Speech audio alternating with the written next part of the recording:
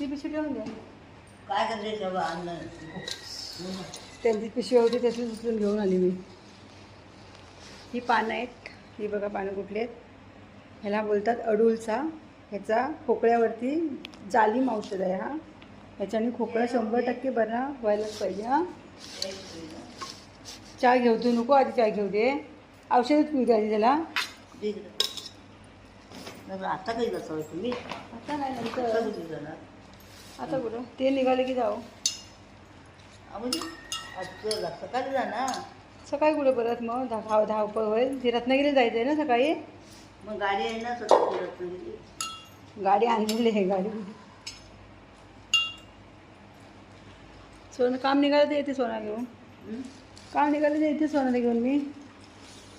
हे कृष्णभाऊंचा गुळ टाकलं का हा गुल का इकडचा साखर.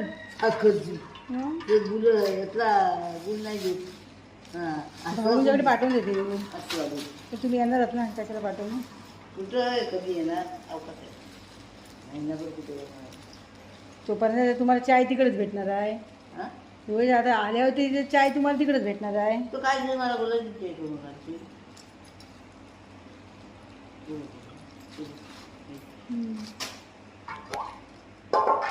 वास कसं येते वास येतोय. फिरते पिलते जरा गुल निघालतोय ना. आणि हे औषध प्यायला चल.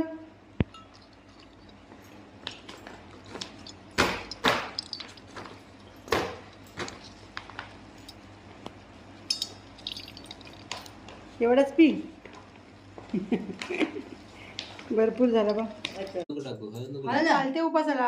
अरे बाबा हल्दीला काय आहे थांब बघू किती काढला नाही ना एवढाच आहे बरं झाला. अरे चांगली आहे ही बघ.